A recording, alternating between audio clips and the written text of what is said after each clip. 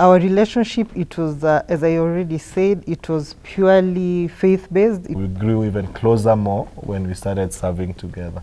We were watching It was the group. It was not TPF. It was this dance groups. Yeah. One of the group danced well. I'm not going to mention. I remember them, but I'm not going to mention them. I said I love them, and then he texted back, I love you.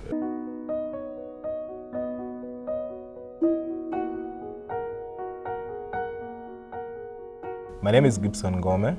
I'm married to one beautiful wife. She's called Grace. We also serve as pastors under Redeemed Gospel Church. And I'm also the Alpha Youth Lead in Kenya, a ministry that seeks to equip and serve ministers, help people discover and develop a relationship with Jesus Christ. And today we are here just to share our love story, and I hope it will inspire. And I'd love to invite my wife. Thank you. My name is Grace. I'm born again. As he said, we do serve together as pastors under Redeemed Gospel Church. He's my husband, and we are blessed with one daughter. Her name is Nia, and we are happy to be here to inspire you with our story, our journey, and we hope that it's going to be an inspiration to someone. And this is our love story. So I saw Grace for the first time in school, in primary school, that is. So I came in, I transferred from Kariobangi South Primary School, and I went to Nguluni Primary School, Nguluni Township Primary School. And I joined class 6 and she was in class 7. That was the very first time that I think I saw her. We were not friends immediately, but over time, of course, we became friends. But that was the first time in primary school. It's true, we met in primary school. I was, of course, one of those bookworms. I was studying hard. I noticed him, but I don't remember ever talking to him in primary. But the only reason I noticed him, it was because of his second name. It's interesting.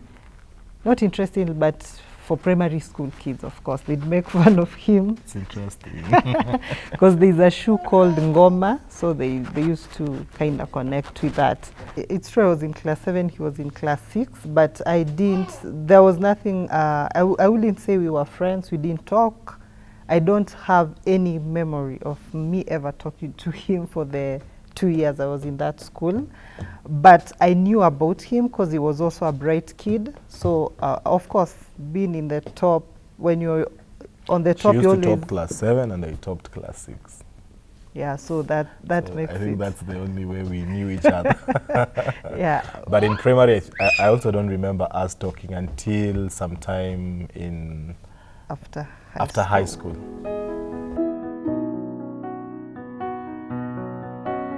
So the first time I remember us talking, after high school, we met on the way. He just said hi, and that was it. But then during the school holidays, we went for a Christian youth camp. And on the last day of that camp, I and my friend, she's Myra, we decided, it was my idea to begin a youth group, and we wanted to have more people from our age group. So what happened? He was one of the person who was proposed, because he used to go to the same church with this other lady. So that's the first time we actually spoke, and it was purely faith-based. We just wanted to engage from a youth group, from a Christian platform, and do missions together. That was the first time we had a serious talk, one Friday afternoon. Yeah, it was a Friday afternoon. Yes. And it was immediately after the camp, and I think people were going home on Friday or Saturday. Saturday morning. On Saturday morning. So they approached me, of course, with the lady, and they mentioned we wanted, I just realized yesterday that they kind of coined the statement, but what she said is, like the exact words she said, you are looking for people who are born again, and you look like you're born again. I just realized they were not looking for guys who are born again. They were looking for people who could be born again. Just the other day while we were talking with some of our friends in the house. But ideally, that kind of captured me because that was not my life then. So I was like, okay, I look like a born again person. Interesting. So what will need for me to be part of this particular group, and that's how I joined. And from there now, the group was called Gracia Foundation. So Gracia comes from the word grace. It's a Greek word for grace. And they were looking for a group of young people who could inspire young people to live for Christ and do the work of the evangelism. And that's how I think during this particular period, that's when we started talking. We shared the same visions. The words they used kind of inspired me so much to be part of the group, and I gave myself completely to that group. And I think the better part of, is it 2010 or 2011? 2010, 2011. Better part of 2010, 2011, we preached from different areas, just that were foundational stages in ministry. And that was quite interesting, but we kind of felt we grew closer then because of the purposes that we used to share so much together. But eventually, we grew even closer more when we started serving together.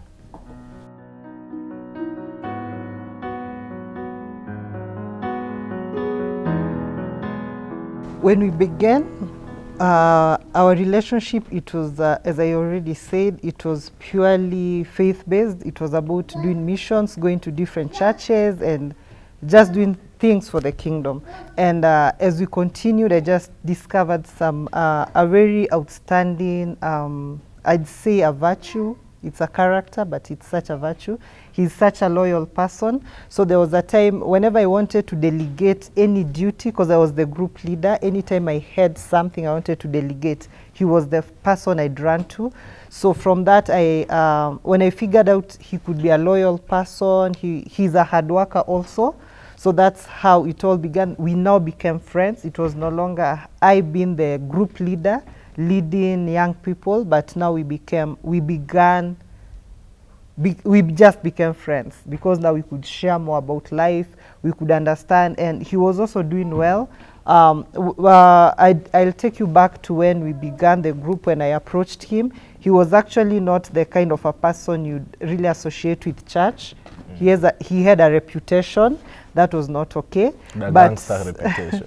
But the more we moved very fast, he actually picked up very fast, and that was quite impressive. Yeah. So now from then we became friends, and from there we decided to become best friends, just like that. So we used to talk a lot.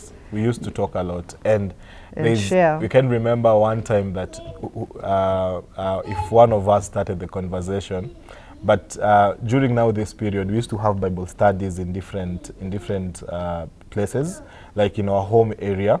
But we used to meet a lot in church, and sometimes we'd go up to around 5 and 6. So I'll walk her home, and that became like a norm, where once we dispersed out from the Bible study and some of the sessions that we used to engage in, I'll walk her home, and over time we started just speaking, and we became best friends. I was invited to their home. We used to do a lot of things together. We came with small projects together. So we tried to sit down and think of a time where one of us started the conversation, but ideally it was just good vibes in between us, and we felt the name best friend, like we used to call ourselves BF, it was because we kind of felt that one day we might end up together, and we might be something. We will do a lot mostly together in this life. So yeah, but I will also say that she was really into me then. So but anyway, we can't remember exactly who threw the first vibe, but we loved just spending time together. Yeah.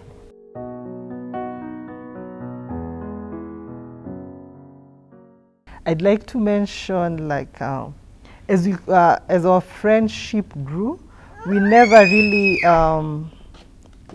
had that conversation about transitioning from friendship into anything. We didn't have expectations. It was not a goal. Of course, there was that thought at the back of the mind that we can spend our life together because we were very close friends, but that was not the goal. We were more focused on other things. But as I mentioned, there's that quality of somebody who works very hard and someone who is very loyal.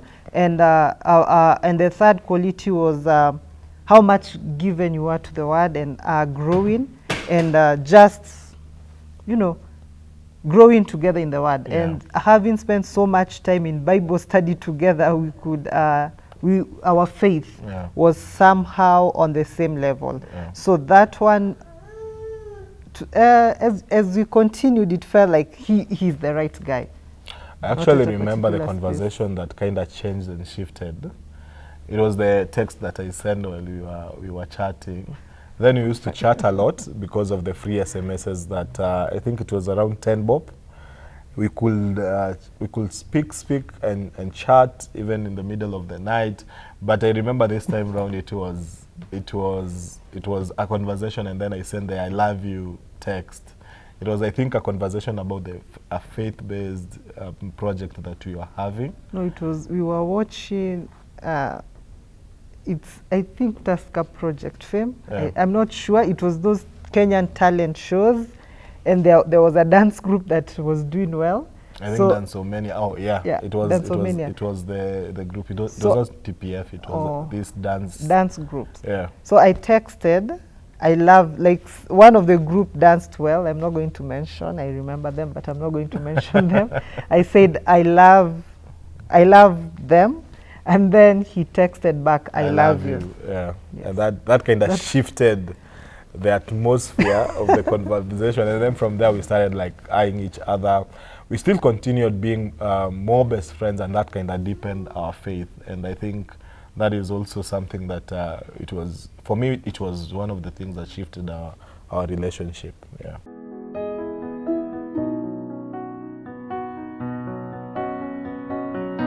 Our story goes back a long way before we made that decision. But ideally now, this conversation we are having, like the time I texted and all, it was like 2011. But there was no, because let me just mention that for me, I was struggling a bit. There was no money, there's no work. I actually had no future of going to, because that was the time that we just moved from high school. And all this is happening in between 2010 and 2013, before I joined Kenya Institute of Mass Communication for my media studies.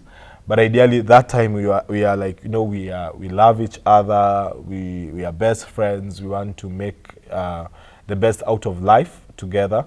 But ideally, we don't know how and why and some of all these things that we are doing. So we just decided to focus on ministry. Then she was in BIFA. Yes, I was doing fine arts, interior design. Interior design in BIFA. But at the same time, we are still, as much as we are seeing a future together, we cannot join the dots of how the future will actualize. So we started a business. We called our business G&G Creations. That was doing his expertise and also my expertise a bit. And that's how I ended up joining Kenya Institute of Mass Communication, and I did media studies. And after school, we are like, no, after school now we are thinking of, we had already made steps of just saying, you know, after schools and after our plans, and God gives us an opportunity to start earning, we'll finalize and be together and live happily ever after, if there's anything of that sort.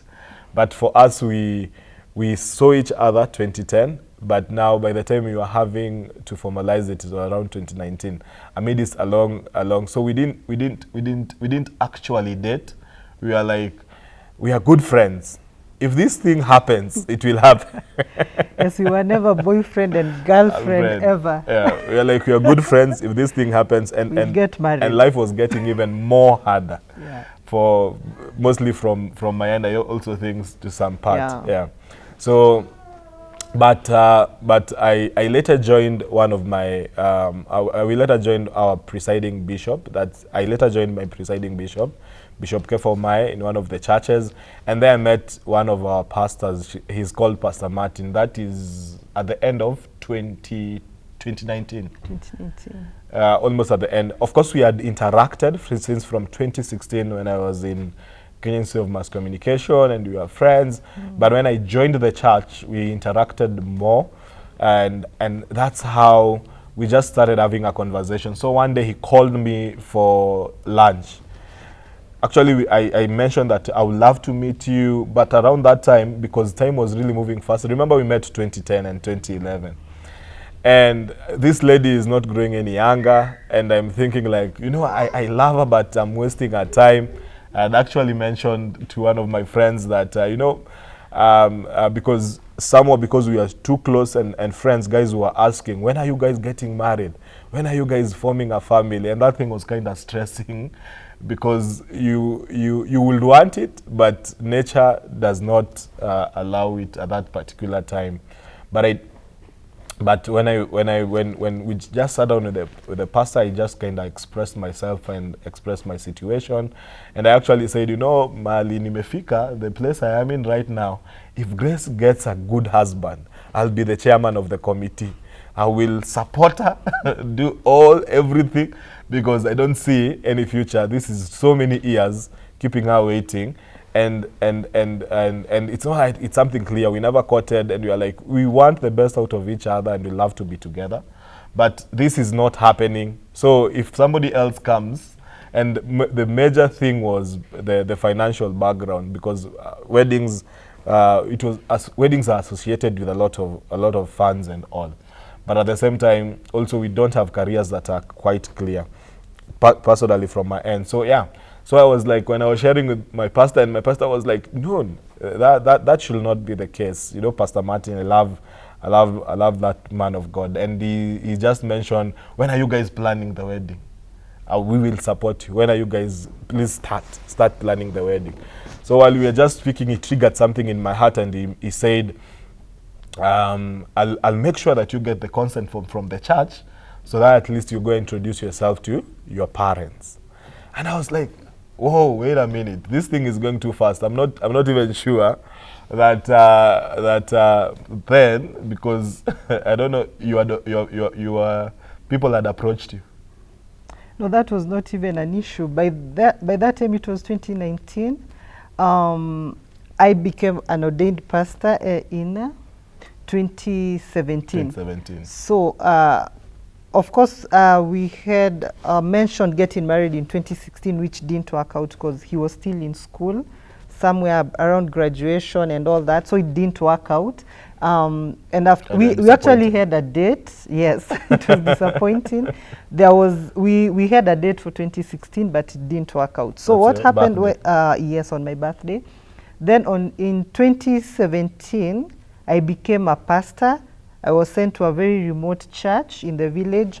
And what happened, that now took all my attention. Yeah. Actually, by the time all these things were happening, now all my energy and focus now is in the church, in doing ministry, Sunday school, women ministry, and there was no space to think about marriage. I postponed the whole thing. Even when he came for introduction that day, I knew he was coming. She was in town. But my mind was not focused on the whole marriage thing. I almost missed. I actually came at around 7 in the evening. 7 in the evening. Yeah, because I was busy. My mind, after 2016, I was not married to the church. So I kind of initiated it, and when my pastor mentioned, and he was like, the things ran so fast. And I think when we sat down with the man of God, Pastor Martin, I think his voice were activating something in our hearts, in my heart, that I'd never seen it that way. I stopped looking at the funds. I stopped looking at the challenges that we are facing at that particular time. And I think something that came to my heart is like, you know that this is your wife, so you have to make sure that you go and get her. So when I went to our church department, I was served with the consent forms, and then I went and took one of my friends, pastor friend, and I was like, Saturday we are going to Grace's home just to introduce our intentions to the family. I talked to her. She's like, that day she's going to do her hair in town. So we live. They live somewhere in Machakos, in Nguluni, like along Tala, Kangundo. So, but the town is called Nguluni. So it's like 2 hours drive from town. I'm like, why go do your hair? And you know that I'm coming. So we kinda engaged a bit then, and I was like, okay, I'm still coming, because the ministry taking a lot of time. I just noticed that if we don't do this now, I might lose her completely, because ministry has a tendency of consuming you. And I think by the time we do the wedding, it will be a bit too late. Or by the time I express now my intentions now confidently, it might have taken some time. So that's how like when I got the consent forms, I came and took one of my friends and we went home. We found nobody home. And then some few minutes later, mom joined us. The mom to Grace, mom joined, and she was like, "Oh, you guys were coming." I'm like, "Grace didn't mention at home that you are coming. I'm coming. You didn't even mention that you had a visitor." I had mentioned. So I'm like, "Okay, you guys you're here." So the friend I was with, I was like, "No, we have to wait for Dad. You can't say your intentions here alone." So we waited for Dad. Dad came some minutes later, and then Grace was the last one to come. But yes, we were served some tea, and Pastor Saimo just stood up and mentioned our intentions there. And that's like where all things started. That was the beginning of, that's January 2020. 2020. Yeah.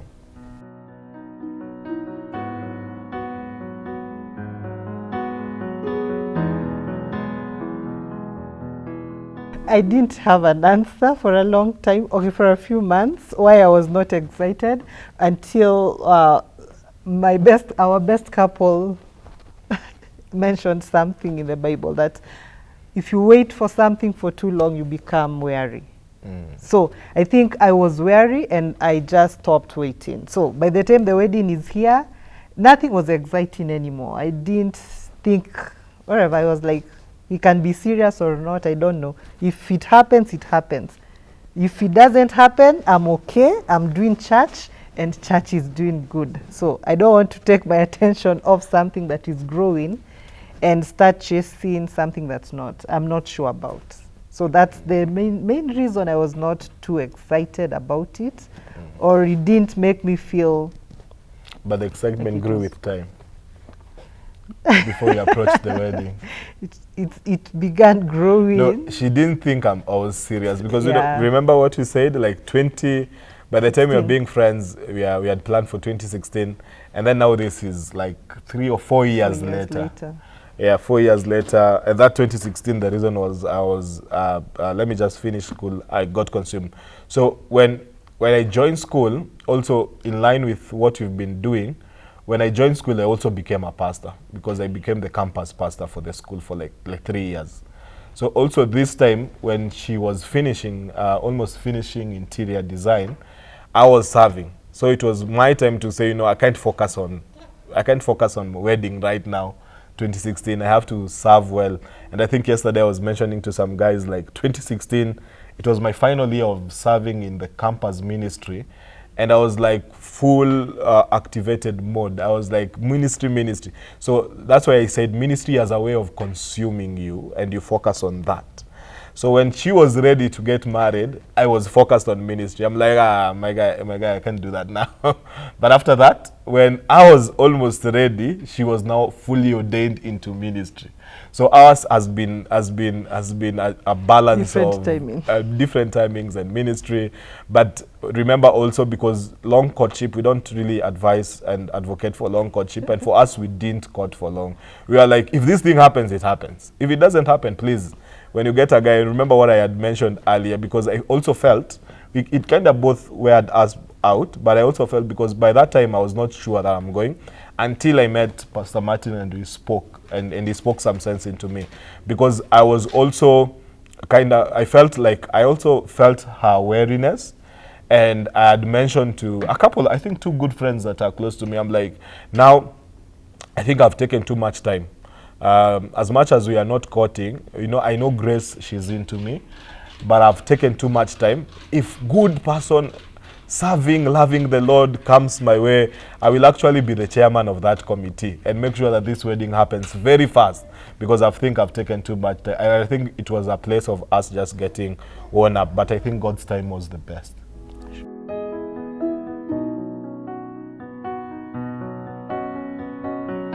Wow, after the home introduction, now COVID was also introduced.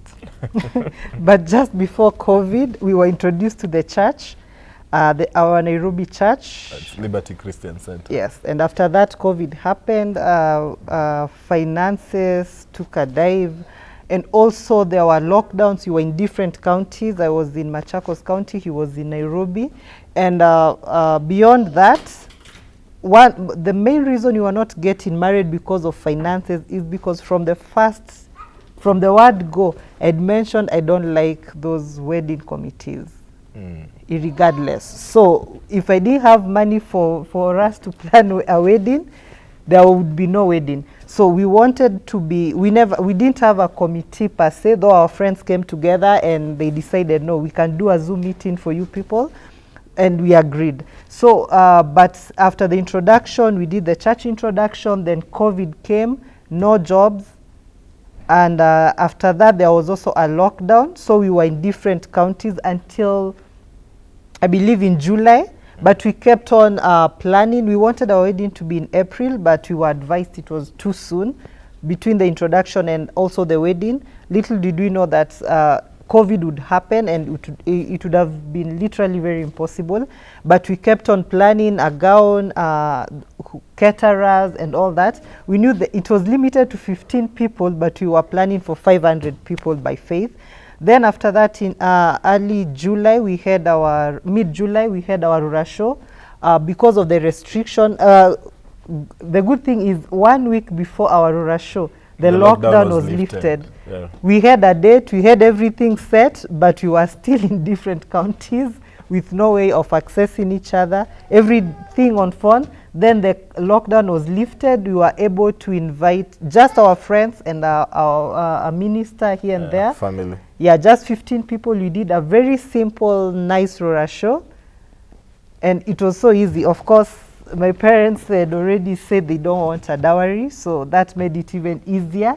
We came, we just ate together, the two family representatives, we ate together, and then we proceeded to our wedding. It was in August.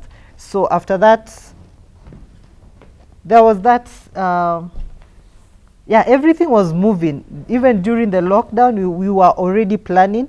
So we were the chairman, the chair lady, the secretary, the treasurer of our wedding. We were doing everything together, and it was so much fun. And of course, we had a team that helped. Yeah, there was a Zoom meeting. There was a Zoom team, a virtual team. Yeah, that was helping. Really helped, yeah. And we also had our best couples. We had pastoral counsel. Yeah. But when it comes to the groundwork, we did everything for ourselves, and it wasn't hectic, to say, because we did everything the way we wanted. A cake, decoration, the gown. For my gown, I went alone. For the, we literally did everything on our own. Yeah, because of mainly because of COVID, and also because of we are very close. I mean, we already mentioned we've been best friends for years, so we understand each other better, and it was easier for us to work as a team without having some conflict and all that. Then after that, 1 week before our wedding, in August, the government once again announced that we can have a gathering of more than 15 people. They didn't announce. They did. They didn't, 15? Yes, of more than 15. The gathering was, it was allowed for us to have more than 15 people. But of course, we prepared for 500 people. So everything worked out perfectly. The government didn't announce. It was us seeking approval from the chief. But the lockdown was lifted again, because after July, there was another lockdown. So what the government announced is the lifting of intercounty now lockdowns. There was a different law. So still there was a bit hesitant on gatherings. So the maximum that you could gather was 100, you know, and that they were mentioning for the funeral. Yeah. But for us, we were still preparing for 500. That was on a Thursday when the wedding was on a Saturday. That's when the new directive came, and we were ready for the masses. Yeah. Yeah, and it was smooth.